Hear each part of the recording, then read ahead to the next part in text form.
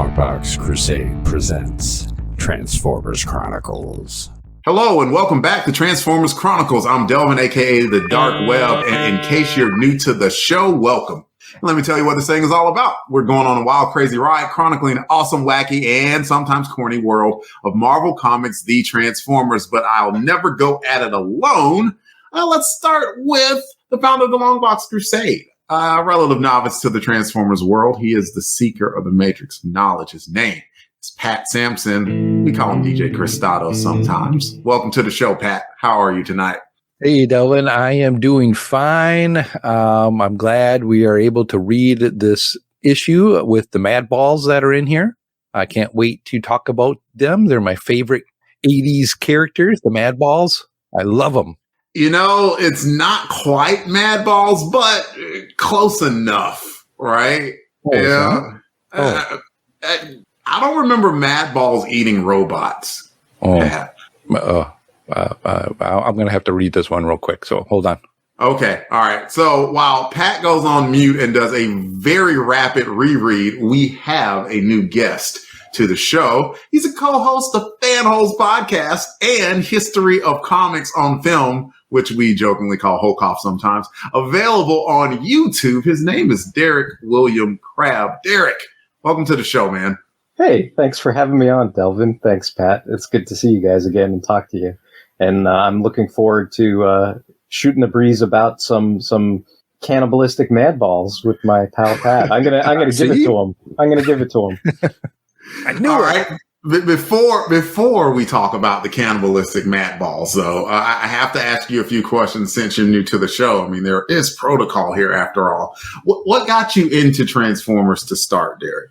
I mean, I think like you guys, I mean, I was kind of an 80s kid. So that, outside of Star Wars, right? I think like the three big 80s properties were, G.I. Joe, He-Man, and Transformers, right? So I think I had a certain affection and fancy for all of those. But I mean, specifically Transformers, I mean, I think my earliest Transformers, like my Autobots, were Huffer and Brawn, because they had the lower mini-bot price points. Oh yeah. And then my earliest Decepticons, it was like the Frenzy Laserbeak 2-pack. Again, it was kind of the affordable buy-in price point or whatever. And then I think I watched the Sunbow cartoons, and I had like the collected editions of the comics and the digests. And then I had a second cousin who gifted me like the first 10 issues of Transformers when he saw how much I liked it and stuff like that.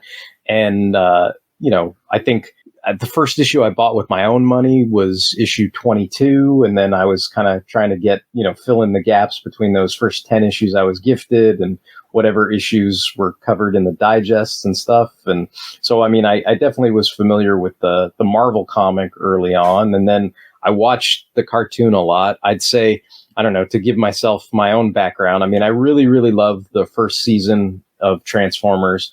I'm a big fan of the third season of Transformers, like the post-movie stuff. I love Transformers, the movie and everything. I mean, there are select few episodes of season 2 that I think are fun, but, I think that's when it was kind of trying to do the weekly syndication thing. So I think there's more episodes in that I kind of poke fun at than anything else. But yep. I mean, I love Transformers, and I collected the toy line for a long time. And I mean, even now I'm still kind of, I don't know, I don't have a huge collection, but I kind of have like kind of my little masterpiece season 3, post movie Autobot set, like that's kind of where I think that's where my heart lies as far as that goes. And, I always love talking about comics in general and especially Transformers. Awesome. So, I mean, you should know what question's coming up next then. Who's your favorite Transformer or Transformers? I won't limit it to one. I mean, I could give you a list, but if the truth be told, I mean, we're probably nemesis in terms of favorite, Autobot, because I love Hot Rod Rodimus. Like, he's my guy, man. So that's all the time we have today, Derek. It was good having you. I'm kidding. Keep going. No, man. I mean, I'm just saying, like, that's who I have the most, I guess, product of, if you say it that way. Like I have a big shrine of like Rodimus stuff, whether it's like statues or, Transformers, third party guys, like whatever it is. So like that, he was always kind of like my favorite character. And I think even, some of my favorite, like I said, I'm a third season guy. So, I mean, even if it wasn't Rodimus, I'd be pointing it to like, Megatron, Galvatron, if not Hot Rod Rodimus, or, I love all those, Springer, Ultra Magnus. I mean, that in the Marvel comic, like a lot of those guys outside of like the UK books, they didn't get too much focus. So if I was going to point to like a character in there, it's like I really like Megatron, and I really, really like Fortress Maximus. So for the US comic, like those are who I point to as like some of my favorites. I'm glad that you continued, because my third question was going to be, where do you live? And part B, is your house flammable?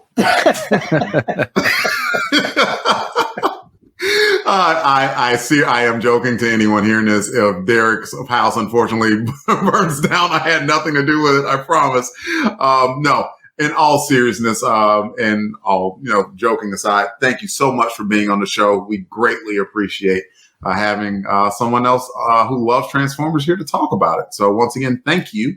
And the purpose of this podcast will be tackling all of Marvel's Transformers comics in order, starting with issue 1 and working our way to the series end at issue 80. We will answer any questions that are brought up to the best of our ability and see how these books we loved then as a kid hold up to our eyes as an adult now. This podcast is guaranteed to be, you guessed it, more than meets the eye. So Pat, Derek, let's take a trip to Grand Central Space Station. Should be okay, right? We're humans. Right after the promo break. The Transformers will return after these messages. Hi, my name's Rad, and I want to tell you about the Transformers. My curiosity is aroused. More than meets the eye. These fools worship Transformers. Decepticons, transform and rise up. Calling Autobots! Calling Autobots! This is a battle protocol! Robots with emotions. Robots who can die. Rest. Silence. Now playing on Fanholespodcast.blogspot.com. We now return to the Transformers. Welcome back. The issue we will be covering today is Transformers issue 52, and here is Derek with the cover description.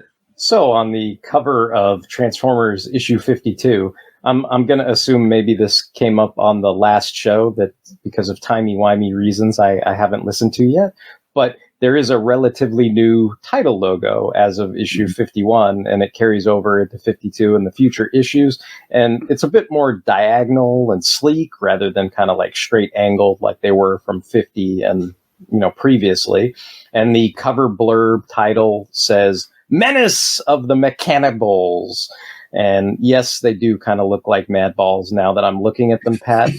But, I'll also point out that our heroic Autobot Pretender Landmine, sans his Pretender shell, is the featured character on the cover. He's fending off one of the aforementioned Mechaniballs with his Astro Blaster and laser sword, while a horde of, I like to think of them as kind of like spidery Mechaniballs, because they're kind of like Madballs, but they've also got like the little pincers and legs, and you can clearly see that even Landmine himself is kind of on this mechanical spidery web of sorts. So there's kind of like this, mech webbing that they're all on the cover. So that's, in a nutshell, that is what is going on the cover of issue 52.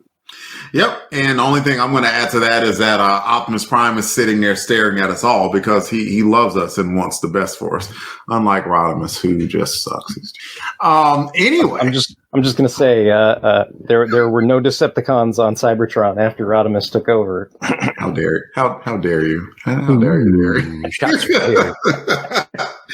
Don't you help, Pat. You're on my side. I'm in the middle. He's Switzerland. Yeah. He's just pointing out the Madballs. Just point out the Madballs, as one does. Derek, what do you think about the cover? I think it's pretty cool. I mean, I like the cover. It is trying to feature and showcase one of the pretenders, but it is kind of interesting that it's just the interior bot form or whatever. It's not really establishing, what its gimmick is per se. I do tend to think that, I guess maybe, because Pat's, on his game with the whole Madball thing. I mean, especially the one kind of more brightly colored mechanable in the back. I mean, it almost seems like the mechanables are the featured character on the cover more so than the Autobot and the other mechanable. He's kind of like slashing and everything. So I think kind of like, I think these were supposed to be like the next Scraplets. Like they were supposed to be the next big thing, but maybe kind of like the Ferengi to the Klingons. Like they weren't quite as cool as maybe they thought they were going to turn out to be, but that's, I guess, to each their own, like they did what they could do. It's possible that Madballs called and just said, you know what? We're going to let you have this, but no more. Yeah. Pat, what do you think of the cover? Like Derek was saying, it was, I didn't know who this Transformer was on the cover. And you wouldn't. You had not been introduced without reading it. I wouldn't have, known who it was. But I think Derek was right, is that I think the Mechanables, they're kind of supposed to be the feature of this. They do look menacing, definitely menacing. And with their kind of robot-y, spider-like arms and the web, I like it. There's a lot of detail going on in here for an inker, as Jarrett would say. This would be a pain in the butt to do. And with all that going on, and then you can see like lightly colored, there's probably like 1, 2, 3, 4 other besides the main colored one of the mechanicals that are in here. They're kind of hiding behind the corner box and the logo on that, but you can definitely see that they're closing in on this Autobot. And I guess I didn't realize that was the sword that he was kind of swooping out. I think what really caught my eye is the mechanable guy. Yeah. I mean, cause he's terrifying looking. I mean, he is this freaking round thing with these like weird slanty eyes and these enormous freaking teeth. Like, it almost reminds me somewhat of like a spidery form of the Sharkticons. Like you. Oh yeah. Right? Like, because like the Sharkticons, like they're of course more useful in water more than anything else. Shark-like, got it. So like these Mechanables, they almost are resembling some sort of like terrifying looking spider, maybe. And because they reference the web in the book, and as you can see, it looks like some sort of web / lattice thing that they look absolutely comfortable on, but the Autobot looks absolutely like a fish out of water, as it were. So I've described what I think of the cover too. I mean, you look and like it's striking looking at the Mechanables bearing down on this Autobot, like, and the Autobot looks rightfully in terror as far as what's going on. Like he's barely able to fend this off, and he might be about to get overwhelmed. So I do like. Go ahead. Oh, I was just going to say, and I'm okay with the logo. Now that Derek brought that back up, and we were kind of shaken by the change last issue, but I think this one fits. Yeah, I like it. Like, I mean, like I mentioned the first time, I don't remember being over fussed about it, to use a term that the Brits might use, but it does fit. I do like it. And Derek, you're forgiven for not knowing if we talked about it last issue, because we haven't put out last issue yet. I just made an assumption that it probably came up, So great assumption. Because it's something worth talking about. Like you see like a logo that's been on the book for 50 issues, and then all of a sudden it changes. And I don't even know if they even mentioned it in the letters page that it was something that they were going to do. They just did it.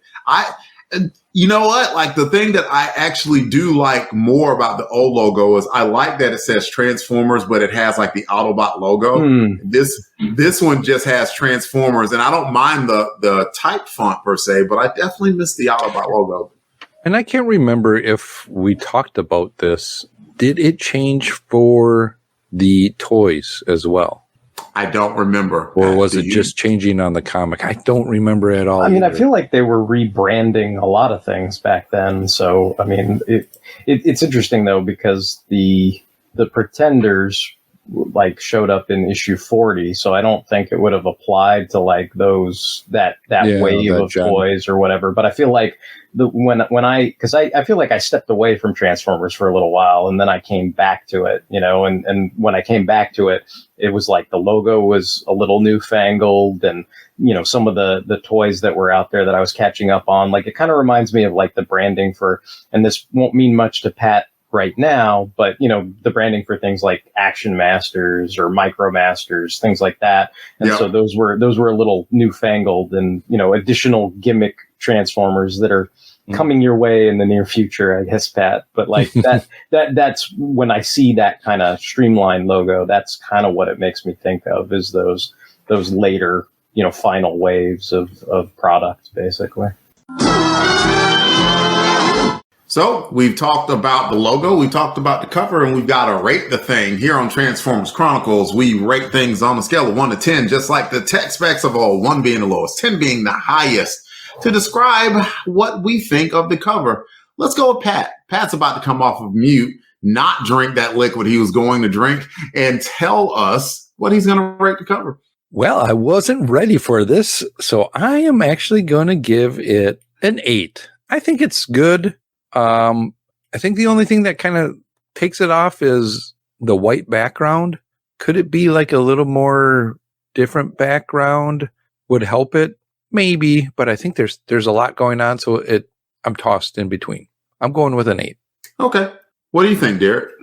I was going to give it a 7. I mean, I think it's good. I don't think I had to think about this because I don't normally, rate covers like when I, podcast generally. Like sometimes when I guest on other people's shows or follow other formats, then that's when ratings come into it. So I was like looking at all the Transformer covers, and kind of going, well, what do I think is like an A cover? Like what would I give a 10 on this show, And then I started looking around and I thought to myself, well, I don't think I'm ever going to give anything a failing grade, and so but I do think it's one of those covers where it's interesting because I feel like with some exceptions, right? Like say like the MD Bright cover that just has Shockwave on it, right? Like that's a 10, right? Like, and that's an iconic cover. But the reason why I bring it up is it only has a Decepticon on it. And I think the majority of things that you find yourself drawn to are usually where there's some kind of confrontation. It could be a Decepticon confrontation or whatever, but most times there's usually it's like an Autobot fighting a Decepticon, Defensor smacking Bruticus or, something like that where you really want to get into it. And this is interesting because this is like a third faction, right? The Mechaniballs, like we're trying to introduce that. And so I feel like that kind of, in some ways that lowers it a little bit for me because it's not it's an Autobot fighting some external threat that's not a Decepticon. And then I think I guess maybe I'm spoiled by, my vision of Landmine, whether it's the toy or whether it's like Master Force cartoons where I'm looking at the character Lander and how they all like visually look. And I think maybe the coloring is a little muted for the character. And if you're trying to sell that toy, you don't want him to look muted. You want him to be the coolest thing ever so that the kid that reads the comic, once they're done, says, I got to buy me that Lander toy for sure. So anyway, I that's kind of my reasoning of why I was giving it a 7. I don't think it's a failure. I don't think it's a bad cover, but I don't think it's exceptional either. So I'm going to go with kind of it passed, right? Like it did what it was supposed to do. And I'm gonna, think of it as like, to me, I guess it's like, okay, this is a C, right? So that's a 7. I got you. And first, although John is not here on this show, he's going to appreciate, you talking about the coloring a little bit. So this is my good way of saying hello to John. But I'm torn. I think it's a good cover, but not great. So I think 7 is fine. And like, I do understand what you're saying, Derek, as far as like, it seems like the main people are not Autobot or Decepticon. So that could be a throw off. I can see what you're saying about the colors as well. And that like a lot of times, like people did buy Pretenders. I wouldn't say mainly for the Pretender shell, but at least partially. And so it would have been cool if they would have found some way to put them in there somehow. Like, but and that said, like I think Jose Delbo could draw with his opposite hand, and it would be better than anything that I could ever come up with. Right, so, so we're definitely not downplaying anything by Mr. Delbo or Mr. Bulinati, who Pat's gonna be reintroducing us to. By the way, we're gonna be talking about the we're gonna be talking about the credits for this issue. So, Pat, take it away. All right, Dylan, I'm glad you asked. We will be covering Transformers number 52. Its on-sale date was January 24th, 1989. Another summer. Get down. There you go. Cover date was May 1989. Repeat. Cover price is $1. Story is by Bob Budiansky. Pencils go to Jose Delbo. Inks, Dave Hunt. Colors go to Nelson Yamtov. Letters is Manny Manos. By the way, I think that is a Many Hands. Yeah, that's got to be a Many Hands. Like probably because like when I looked at the Mike's Amazing World, there was nothing for the letters because they didn't know who to credit because it's a Many Hands lettering job or something. Gotcha. I guess. Gotcha. Always interesting when you see something like that. Mm-hmm. Well, we'll go to the editor was Don Daly. Cover credits, as Delvin mentioned, was Jose Delbo and Danny Bulinati. This is all thanks to Mike's Amazing World and tfwiki.net. Back to you, Delvin. All right, let's go to the synopsis. It is a world transformed, where things are not what they seem. It is the world of the Transformers. Transformers, more than meets the eye. Autobots wage their battle to destroy the evil forces of the Decepticons. Transformers, robots in disguise. Transformers, more than meets the eye. The Transformers from Marvel Comics. The title of this issue was Guess Who the Mechanibals Are Having for Dinner? The Pretender Transformers, Cloudburst, and Landmine were sent to Grand Central Space Station by Optimus Prime in order to get a whole heck of a lot of microchips. Microchips which are needed because Starscream fried a whole lot of them back in issue 50. Pretty easy mission, right? Well, they don't really cotton much to robots of any kind at old Grand Central. Good reason to have human Pretender shells, and so the loquacious Cloudburst and the hot-headed Landmine get going, and despite getting into a scuffle defending a robot at Joe's bar, they are eventually successful in negotiating a deal in Asteroid Alley with two strangers. Strangers that Burko, remember him, warned the Autobots about the strangers because Burko and his friend Skylynx, remember him, tried to make a deal with the strangers and Burko ain't seen Skylynx since. Well, the two strangers turn out to be High Test and Throttle. Remember them? They were the Nebulan components of the Decepticons, Darkwing and Dreadwind, and it looks like they found work being brokers of microchips. But for who? The Mechanibals, that's who. And that's who Cloudburst and Landmine, who has a plan to help Skylynx bully their way into meeting. Landmine's plan is successful with the use of their Pretender shells, and they both get the microchips needed and help Skylynx escape. Mission double accomplished. But, and there's always a but, right? The Autobots also go back to get Burko and reveal their true selves to him to convince Burko to trust them. But High Test and Throttle see this, rats them out to Joe's bar, which was their literal last stop because they had to pay Burko's tab. And for all the great efforts of Cloudburst and Landmine, wind up trapped in the clutches of the Mechanicals. Oh yeah, the Mechanicals eat robots. That's probably a detail worth mentioning. So let's talk about the book. We talk about ups, downs, highs, lows, the discussion forums. We will start with our very esteemed guest, Derek, and he is going to begin this discussion. Yeah, I mean, this is a feature for Landmine, right? And I mean, there's some fun stuff in this. I think it's taking place in a space station. Like clearly, it's a reference to Grand Central Station in New York, but they're in a space station in outer space. Yes, clearly. I do think it's funny because you talked about the Mechanicals and by the way they eat robots, and it's like I kind of feel bad for the poor C-3PO like knockoff because he's in the beginning, right? He's a robot. It's clearly a play on, we don't serve their kind here. We don't serve droids, and the whole creature cantina thing. So you've got Cloudburst and Landmine in this creature cantina in the middle of space Grand Central Station, and then the poor 3PO guy gets booted out the airlock.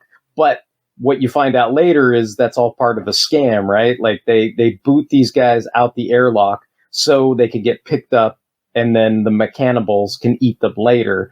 So you have that like grisly scene where the Cloudburst and Landmine re-encounter the 3PO like clone or whatever, right? And he's like, "Hey guys, how's it going?" And they're like, hey, and then all of a sudden they start munching down on the poor guy, and you're like, oh, like this is not going to be good, right? Not good at all.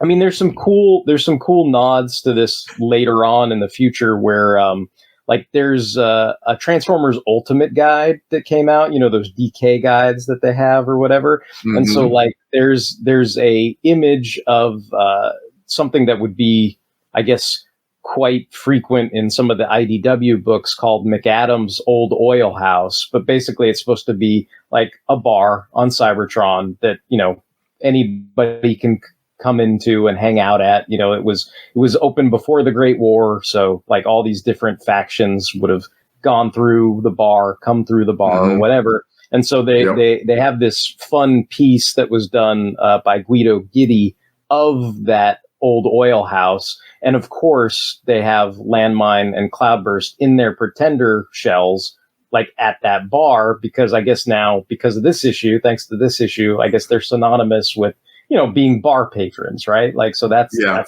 fun, basically.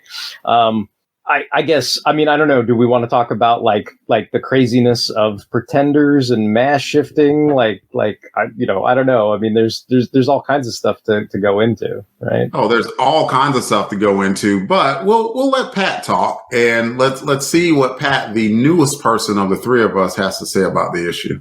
Well, it was one of those odd issues. As it opened up, I didn't know who these guys were. And I'm like, well, why are they humans and what are they doing? And then once you figured out, once it was determined that they were the Pretenders in their Pretender gear, I'm like, oh, they can really talk. And, I'm used to the Pretender just being solid and nothing, not doing anything else with it. I didn't know that they could actually really, come off as a... Well, remember a few issues back, Skullgrin, the Decepticon Pretender, in his shell, he was having conversations with human beings. Well, that's true. Yeah, that's true. I guess it was more believable in that point, where these guys are more human size. Well, are they actually human size? I don't think so, because it seems like if they're human size, then they would be as small as the other guys were, as small as that Burak was or whatever. And it took me a while too. Right? Yeah, Burko. And it took me a while to go, oh, that's a guy from the circus a while ago that we saw. And so lots of going on, a lot of callbacks to a few issues that we've seen already that I liked. So it just took me a little bit in the beginning to understand, oh, these are the Pretenders, and it's kind of a Pretenders-centric episode or issue, especially then when they brought in Dreadwind and the other guy. as well too. So I'm like, well, who are these guys? Yeah. So, and how did they get there? I can't even remember how those two got there. Sure, I can help you out there. Do you remember from Transformers issue 42 when Optimus Prime came back as a Power Master? Yes. So Darkwing and Dreadwind were there, and they were the main villains. And by the time Optimus Prime came back fully powered, and he chased them off, and then like they had to the Nebulon said, you are no longer allowed here on this planet because you are just being an absolute menace. So they had to depart at the same time that Optimus Prime did, and we haven't seen them since. Until this issue. Yeah, they were exiled until we see them here. So they got exiled. Now they're doing some, getting their monies or whatever, helping out the Mechanicals. Okay.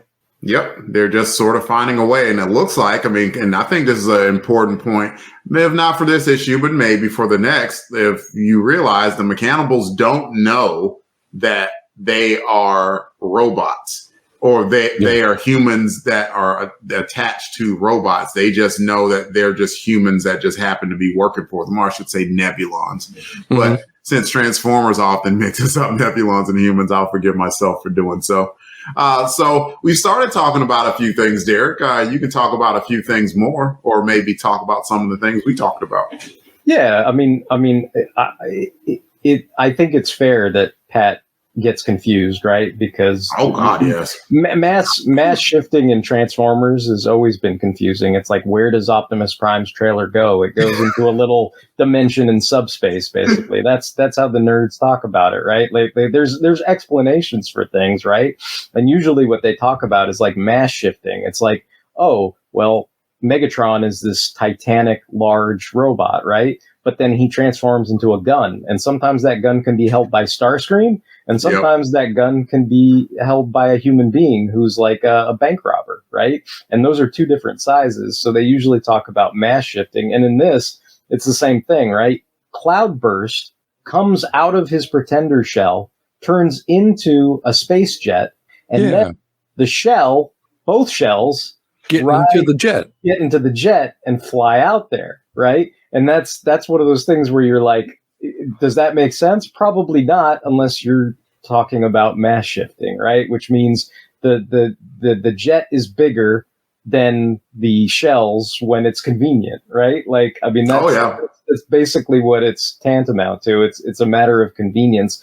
And then the other thing too is, like, I guess I've always kind of thought like the US version of Pretenders, like I get why Pat's like, this stuff doesn't make sense, because they're and it's established in the US comic too. They are gigantic human beings, right? Like, they are bigger than Berko. They're Transformer-sized humans themselves. And you're like, well, how do they disguise themselves effectively? And it's like, well, in some of the US comics, you're going to find there are humanoid people that are Transformer-sized. So that's one thing in their defense, right? But there is that aspect where you're like, well, it's just supposed to be a momentary disguise and not really effectively fool anybody too. So you've got that yin and yang with that.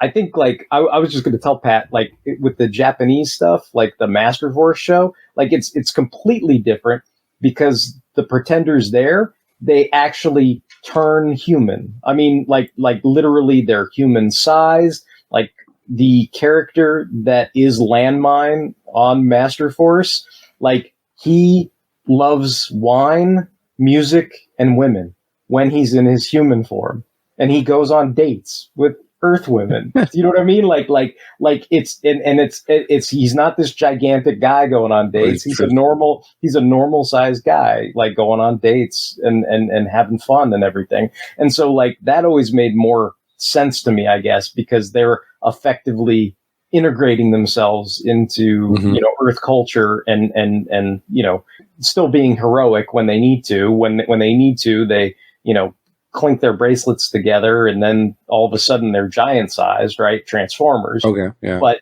in this case, right, it's they already are giant compared to, like, the circus ringmaster Berko, right? So that's one of those things where it's like, I don't know. It's part of Transformers lore. You think about it too hard, your brain will hurt. You just accept it. Yeah, I'm just ride, you know. That's what I've kind of you kind of said it right there. Is I've just kind of like, okay, I'm just going to go with this and go with the ride, and I kind of understand it, and it's going to be what it's going to be. Do I like the Pretenders? I mean, I only ever owned like one of the Decepticon Pretenders. I had Bombburst, who was like one of the more, you know, demonic bat-looking Pretenders or whatever when I was growing up. And then I think later on, because of the U.S. comics, I ended up getting a Bludgeon because he was a prominent character or whatever. But I didn't have too many Pretenders.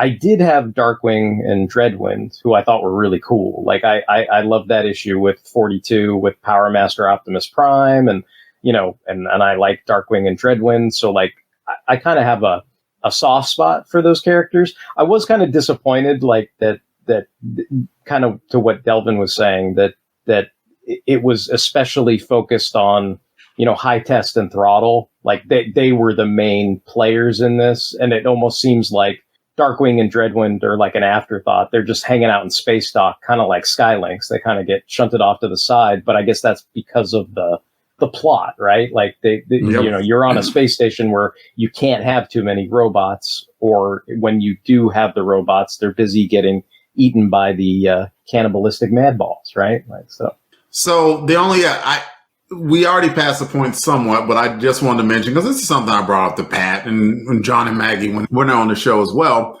Hey, yeah, I'm perfectly willing to suspend belief, because sometimes, like in the tagline of the show that, you know, we mentioned how, you know, things as a kid hold up to our eyes as an adult now. A lot of times as an adult, like, we need explanations for X, Y, and Z. It's like, why is this way? Why is this that way?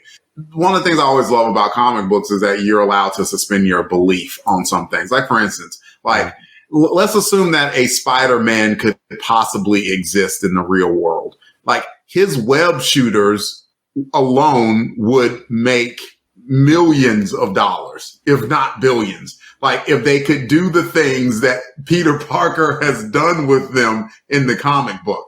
He is like just shot regular webs. He has shot like widely dispersed webs. Like, sometimes his webs is just enough to grab somebody by the wrist. Sometimes he can completely coat a human being in webs. Sometimes he's formed web parachutes. Sometimes he's formed web bats. And it's just like, would any of that be possible? I don't know. Like, and at some point, like, if you hear any writer, for instance, like Transformers or any Marvel comic book, it's like, how strong is Thor? Well, yeah, they have in, like, you know, whatever books that you want to read, Thor is one of the more powerful Marvel superheroes, and he can lift 100 tons or whatever. What would a writer tell you? He's as strong as I need him to be, right? Like, if I need him to lift this planet, Thor is going to lift that mofo planet, and he's going to do it because he's Thor.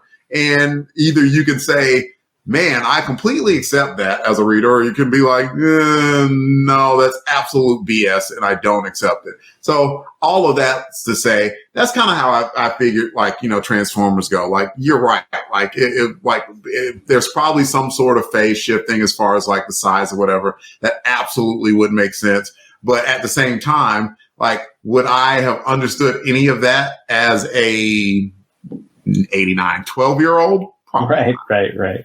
So, all of that said, we should mention something else about the book. I'll throw it to Pat. Pat, is there something else that you want to bring up? Well, yeah, let's talk about the Mechanibles as a foil here, or as you know, the bigger bads that are going on. So these are somewhat mechanical, spider-like robot-y things that eat other robots for them to stay alive, I guess. So kind of cool concept. I was thinking, Derek mentioned it, you know, before the other... Oh, the Scraplets? The Scraplets, yeah. It kind of reminded me of the Scraplets a little bit, and that's what I thought it was at first, but they're not. Definitely not. Yeah, they just seem like a something that Bob came up with as a... I wouldn't say a plot contrivance, just a part of the Marvel Comics Transformers universe. Mm-hmm. And I think putting them in this place that they are, Bob does a great job of just, kind of telling you, okay, you're out in space, how many light years or whatever, you're out here, it's space, there's a place called Grand Central Station, or you know what I mean? Okay, he's trying to at least kind of put my mind at something I know, but it's out in space, so anything wild and wacky stuff can happen, and you just go with it. And I think that's what I really like about these issues that we get into at Transformers is it started off with, issue 1 and all that, where it was like, well, how do I as a human try to understand these bigger robots or these robot stuff that are coming? Now it's like, okay, let's just go for it. We're here. We're out in space. There's all kinds of crazy stuff. So this is just another crazy thing that's out there in space that could come along and do anything to anybody. I'll tell you what, Pat, that's a posture you might want to get used to. I'm thinking, I'm thinking that as we go, I'm like, okay, we're out there now. So let's just go. The world is big. Think about it. As of right now, the Autobots are in the Ark. Yeah. Orbiting Earth. They're not even on, they're not even stranded anymore at Mount St. Hilary in Washington State. Yeah. They're actually in a spaceship. So it would make sense that they would have more extra galaxy. Yeah, bigger things. Yeah. Bigger things. Yeah. I couldn't think of a good word for it. Bigger things works. Derek, do you have anything else to add? I mean, I think the thing that tickled me about the Mechanibals is I was kind of like thinking they're kind of like the Lannisters from Game of Thrones. Like they always pay their debts. Like even though they were mad about what went down, and even though Landmine kind of befuddled them and tricked them and everything, like by the end of it, they're like, are all the chips there? And they're like, yes, they're there. Like get out. Like, yeah. And so I was just kind of like, well, they. As far as as long as it doesn't involve eating robots, they kept up their end of the bargain, right? Like, so I thought that was kind of unique in that way. Yeah, and if you're not mechanical, you would have no issues whatsoever dealing with the Mechanibals, right? Like, and what I do like is I like that Optimus Prime sent them on this mission. Because what it kind of showed, I mean, and it's not like he didn't prepare them. It's not like, yeah, go get these chips. Yeah, you shouldn't have any problem with that. It's like, what'd you say, Optimus? Nothing. I didn't say anything. No, he told them. And what it kind of made me smile is like that Optimus Prime, who generally is seen as, the guiding light and the ultimate good guy, is like, no, this dude has been in war for 4 million years. He knows a few dirty things. I need to get microchips to repair my folks. All right, I do know a place. It's a little seedy, but you can get some stuff done there if you need to get stuff there done. And so I kind of like that. Because in a war, sometimes you do things that aren't the prettiest and aren't the most heroic per se. And they're just things that have to be done. So I kind of appreciated Optimus's perspective on that. And that, he didn't put his troops in a bad position. He let them know what was going on. What's up, Pat? Is he getting chips just for the Autobots, or is he getting it for just any robot that got kind of destroyed by... What do you think? Would you get chips for the bad guys? Well, it's Optimus, maybe. But I would say no. In that, one of the things that he mentioned was that, there are dozens of Autobots who were killed, and they even did a montage. And this is Bob going back to his favorites. You saw Goldbug being repaired or trying to be repaired. You saw Blaster trying to get repaired. You saw Grimlock try to get repaired. 3 of his favorites from the run so far. That's true. Well, you know who else you saw trying to get repaired? Who's that? Gears. And Pat, spoilers. You're never going to see Gears ever again. Ever. Well, assuming that they're able to bring the microchips back, it's like, sweet, we got the microchips. It's like, oh, we got enough to repair Gears. Like, do you miss them? Maybe we should save this one. And Gears is somewhere halfway dormant, like, oh, this is BS. So yes, Gears was there, and yeah. But I'm not gonna, like, Pat at this point is not aware of whether or not Blaster or Grimlock or Goldbug will return. And Derek, don't you dare spoil it. That's all I will say. Have we mentioned anything? I'll mention something. And what I'll mention is, like, I always like when a writer remembers their past stories, because Derek, you've listened to the show and I appreciate it. Like, you've probably heard Pat mention any number of times there's a human coming up and he'll say, is this person going to come back? And, like, for the most part, I'm like, no. or I don't remember. Like, and I don't know if he asked that question about Burko or not. It's like, well, we see I don't Burko. know. I don't think I did.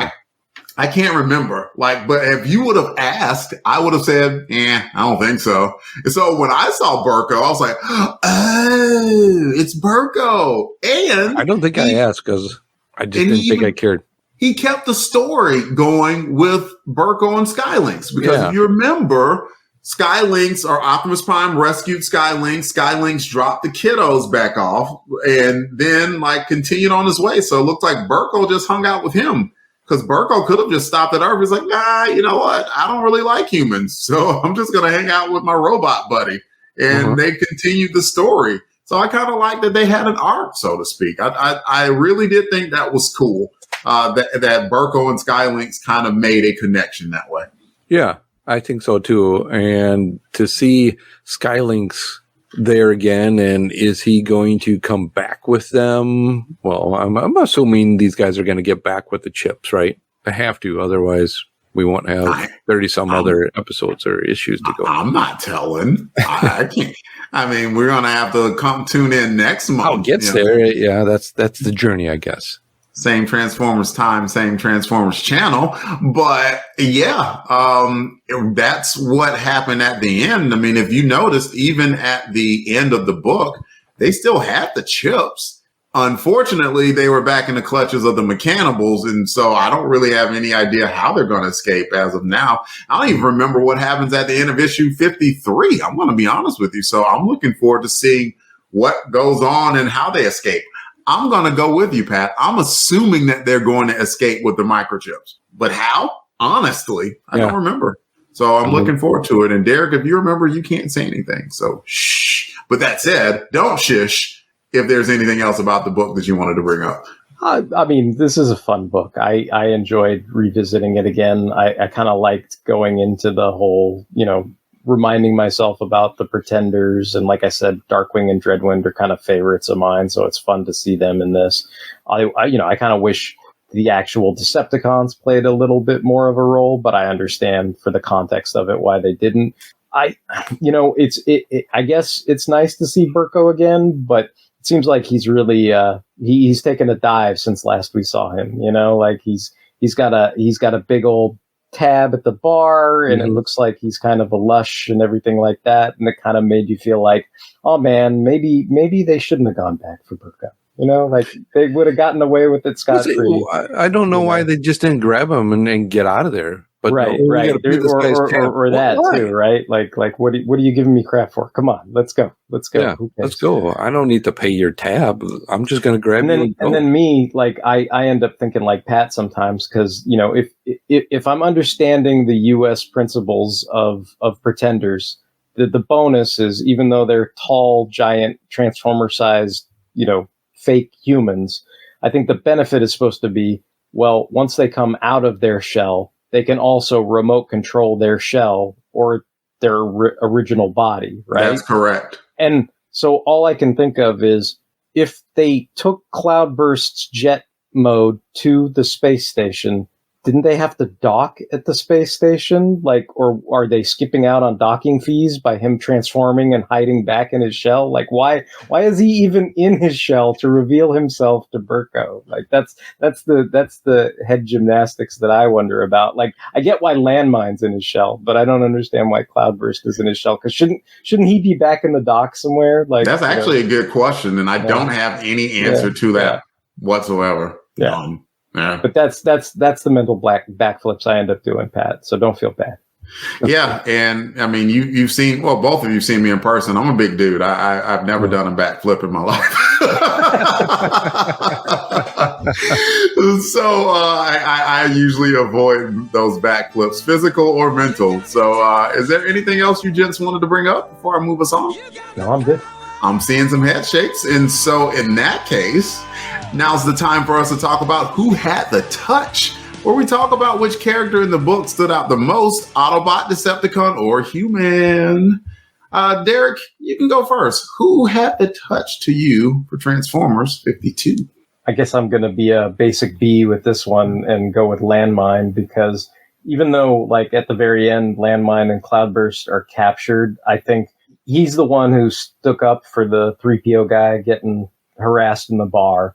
Like, he's kind of the strong guy, action hero kind of in this piece. He's definitely more proactive than Cloudburst, and he's the one who kind of comes up with the plan to shoot the Energon chips, make everything go blinding light, and then hide himself back in his Pretender shell. And I think that was a pretty clever plan. Like, I mean, basically it went off without a hitch, except that they went back for Burko.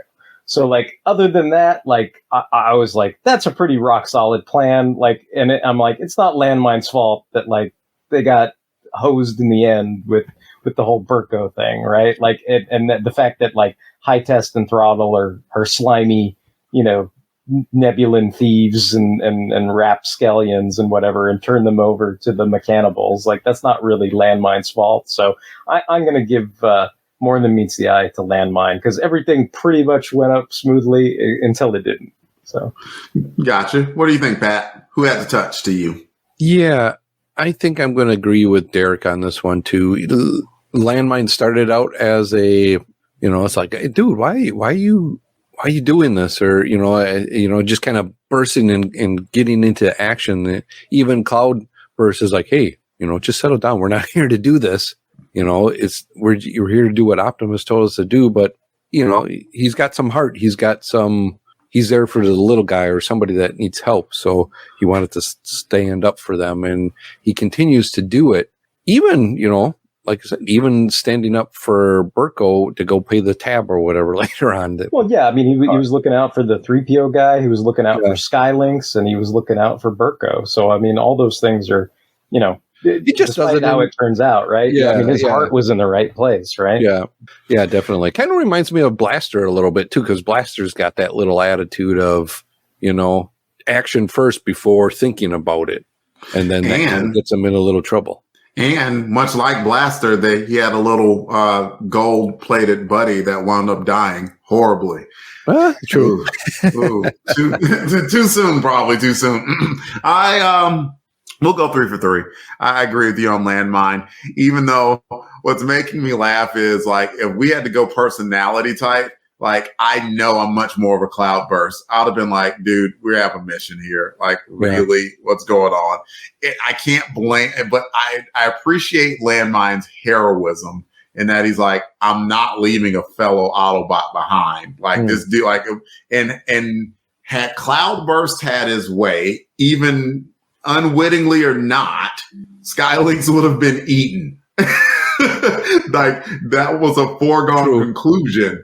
So I don't even know that they would have gotten the chips. Like, I mean, it seemed like they all sort of played, converged into a single goal eventually, right? Like, it did. Maybe they could have gotten the chips, but but the person that spurred the action the entire time is Landmine. And so we're going to go 3 for 3 on the touch. But I'm interested in seeing if we have talked about the touch and someone had to be out of touch. We talk about the character that was the worst in the book and got trumped up like Crudite in the segment called Less Than Meets the Eye. So we talked about Landmine. Like, is there anybody that, stood out as just being just not particularly good or great to you in the book? What do you think, Pat? That's a tough one because it's hard. Not particularly great. I guess I would say the High Tech and the other guy, only because they were kind of conniving. Yeah. and just, sleazy kind of ways of trying to, one, they obviously are getting paid, right, by the Mechanables. And then also they're just, hey, we can get rid of these guys, let's once they find out that they're Autobots, hey, we can really get rid of these guys. And maybe then we can, get some good grace back. So they would be the ones, the Mechanables, they were still nice because they gave the guys back their, here's your stuff. Go ahead and get out of here. So yeah, I'm going with those guys. What about you, Derek? I think I'm going to go with Gears. Poor Gears. Poor Gears. Poor Gears. It was just hung there. I mean, it's either Gears or Burko, and I'm not going to throw Burko under the bus. I think I'm going to throw Gears under the bus. I think Burko had just a bad set of circumstances. Like, he was in a bad set of circumstances with Big Top. He got out of that, and then like the one buddy who he trusted got like taken away from him. So he just slipped back into some depression. Yeah, he relapsed. Yeah, it's too bad. Yeah, it's too bad. I'm going to go with Joe of Joe's Bar because I think I think he's robotist. And I think that's nonsense. Like, there's no reason for him, like, all that little scrounge-like bot did was come in there and say, hey, could I just get a drink? Like, he wasn't hurting anybody, and everybody just bullied him and then just threw him out of the airlock only for him to get eaten. And that was on Joe. Joe's a jerk. I need Joe to accept robots as competent sentient beings. To all or one. Wait, it's not the end of the show yet. Okay, we're going to rate the book now, 1 to 10. And we're going to figure out how much everyone enjoyed Transformers 52. I'll go first since I have not gone first yet. I'm at an 8. And the reason why I give this book the high marks that I'm giving it is because I like Bob's callbacks. I like the callback to Burko. I like the callback to Skylinks as well. And I like the whole setup. The only reason that they were out here doing this adventure was to get chips as a result of 50, which all of that makes sense. And of course, it's wrapped in the whole idea of, yes, we have to introduce new toys. Yes, I got that. But like, in order to do that creatively, Bob Budiansky gets a ton of credit for the story that he put together. So I'm giving it an 8. Derek, what would you give it? I think I'm going to go middle of the line again. I'm going to give it a 7. And I don't know if it's fair or unfair. I mean, I think again, the story does its job. It introduces or at least revisits characters, like you said, that have been introduced before, but we're picking up sort of where we left off with them. And that's all done well. The storytelling, as far as the art goes, is done well. And the Mechanables are definitely, grisly and as needed to be, right? When they're devouring robots and being a legitimate threat for the heroes and everything like that.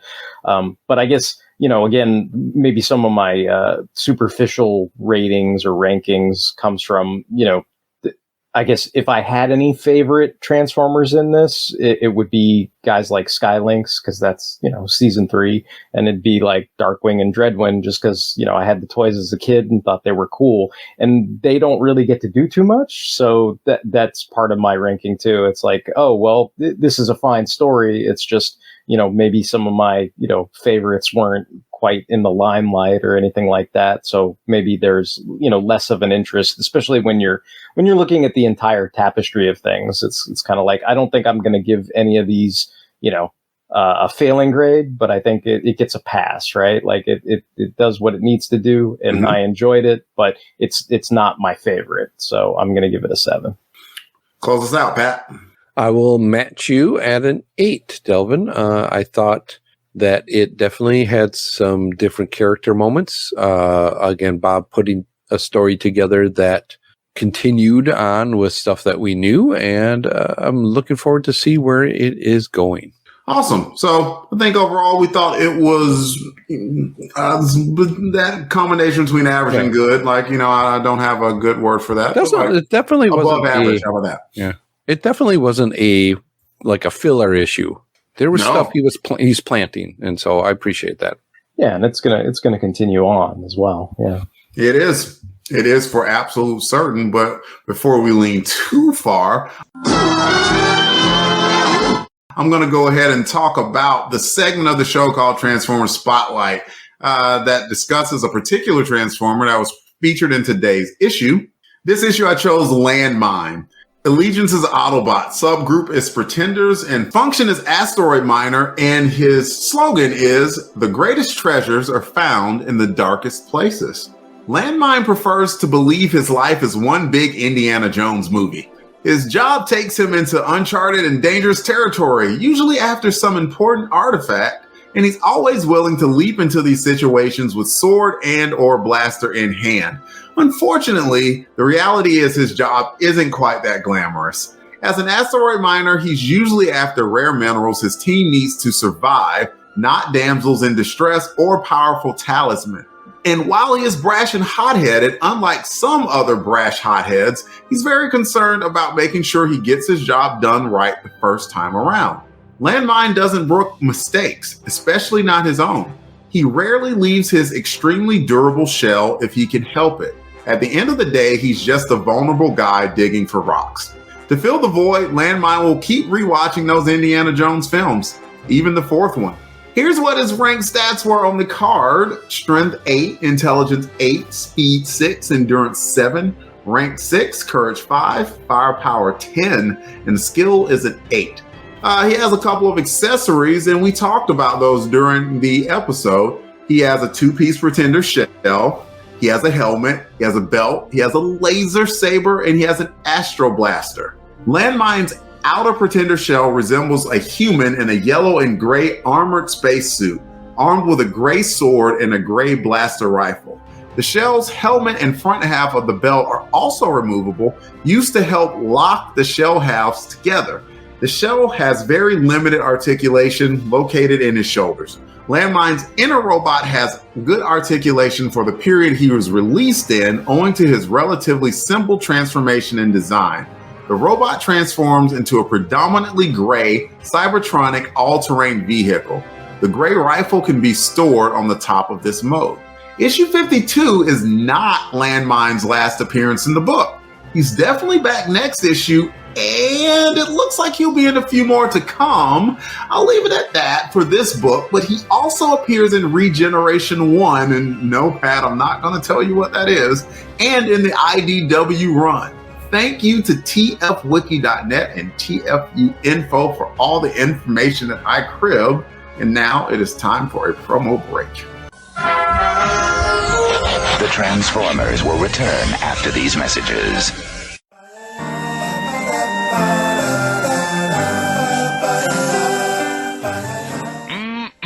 This be some spread. Gambit not gonna be playing solitaire tonight. Gambit, what are you doing over here? Talking to yourself in the third person. And what's all this food? Oh, Professor, Gambit have plans tonight. Once Cher shows up, Gambit gonna wine and dine her. Then we gonna listen to Fanholes, the pop culture podcast made for the fans, by the fans. Fanholes? I'll not have my school turned into a den of debauchery and science fiction trivia. No, Gambit. You'll just have to perform your obscene mating rituals elsewhere. Uh-oh, sound like the professor getting a little cranky. Gambit think it time for you to go to bed. What? What are you? Ow! Unhand me at once! Unhand me, you swamp-fed ignoramus! Relax, mon ami. Gambit just gonna tuck you in real nice. X-Men! Emergency! Help! Curse you, Fanholes! Hey, don't mess with the Fanholes! Weekly content on iTunes, Stitcher Radio, and fanholespodcast.blogspot.com.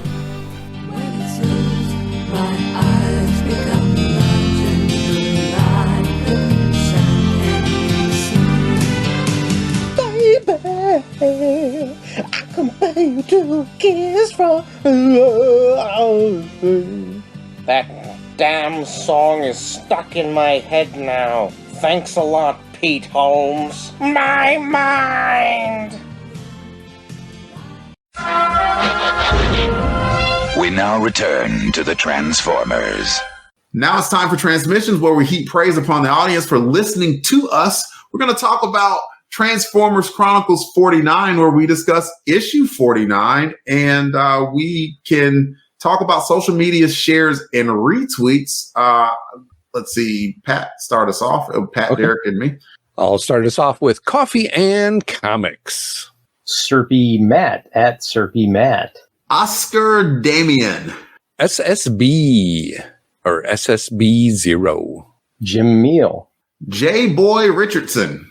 And Christopher Beck. We had a few comments on the episode too. I'll read the first one from Sirpy Matt. He says, fun issue, but not sure if I'm sold on that cover. He says, I might throttle him for this, but the face looks more like GoBot style than the usual Transformers robot faces do.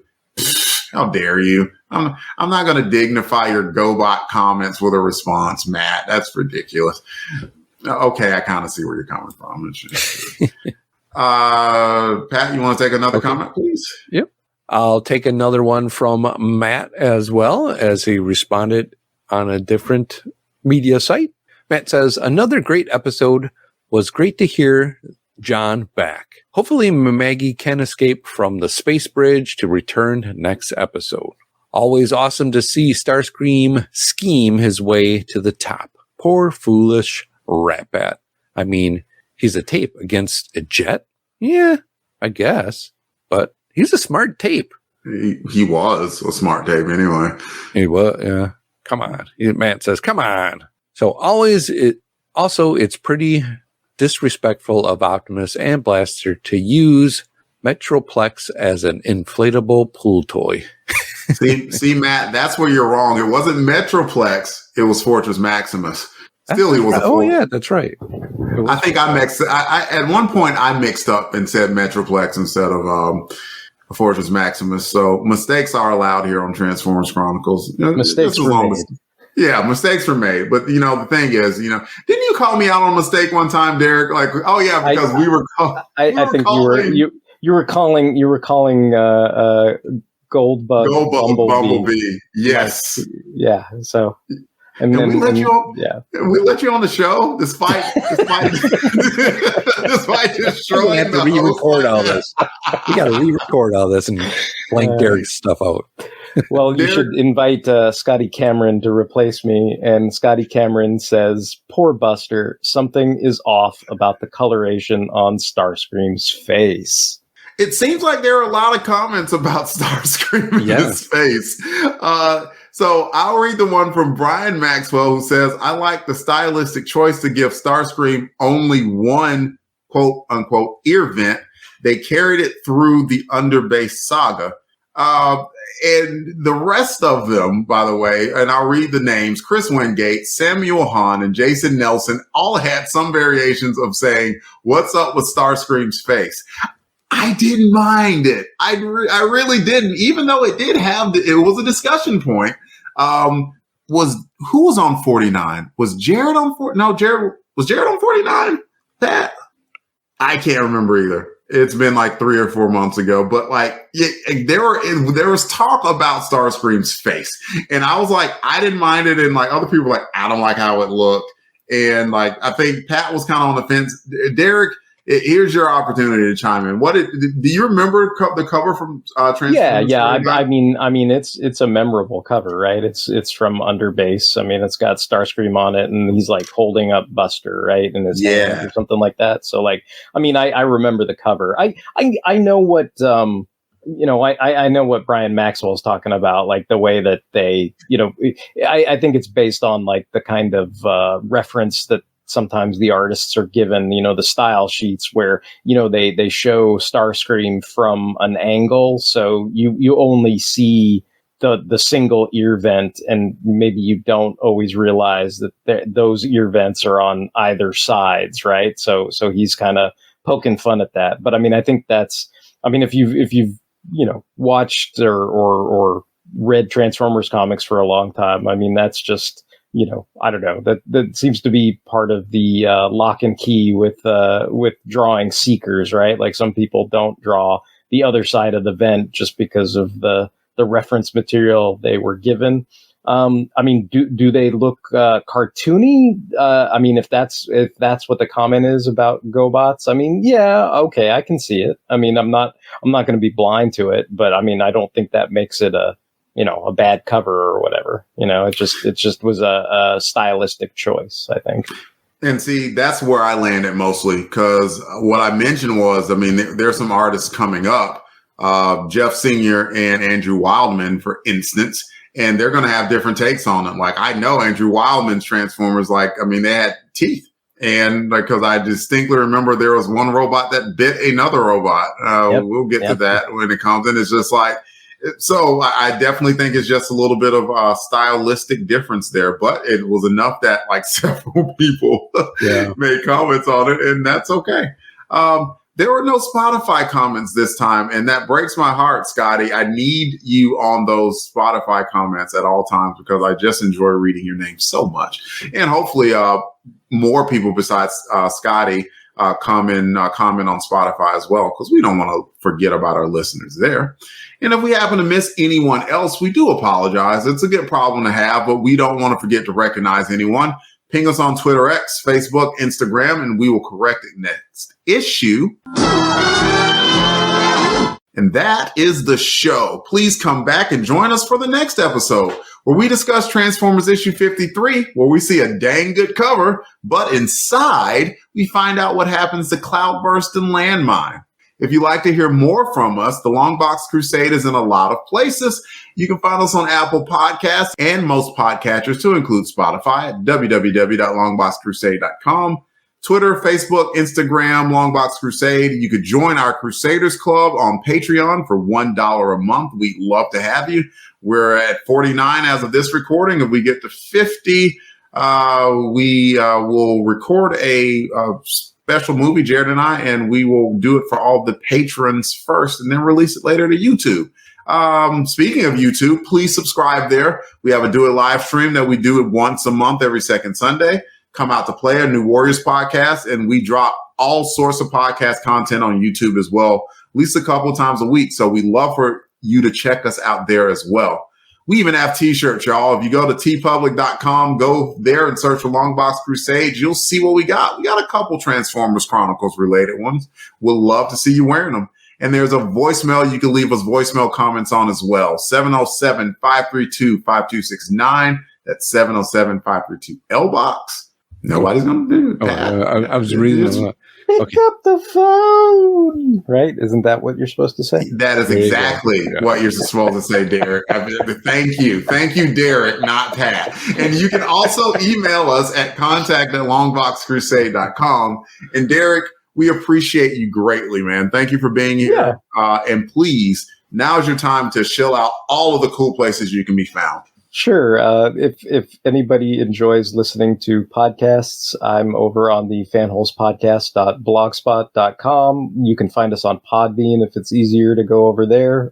Just look up Fanholes Podcast. And, if you specifically enjoy Transformers Chronicles, we have our own dedicated segment called Transformers Tuesdays, and we talk about all kinds of Transformers stuff as well. So check us out over there. And then if you like videos, I do have my History of Comics on Film segments over on YouTube. There hasn't been a new one in a while, but there's still plenty of content over there. If you haven't seen them, they're new to you. So go over to YouTube and check those out. Absolutely. Go and check it out. Derek's a good dude. Pat, tell us where you can be found. Pick up the phone. Oh, anyway, if you want to get a hold of me, you can just pick up the smartphone and look me up on the Twitter at Christatos01. Delvin, where can you be found?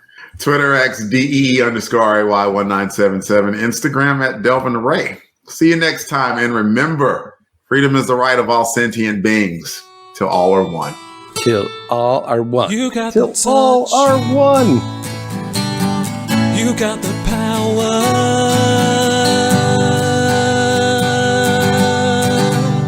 Yeah.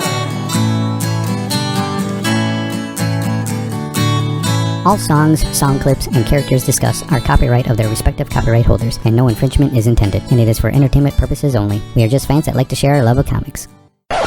in a world transformed where things are not what they seem. It is a world of the Transformers more than meets the eye. I'm sorry, Derek. It's just a thing that we have. No. It's cool. I'm sitting there doing like dun dun. Yeah, I'm into it. Good. I'm glad that you can put up with my BS.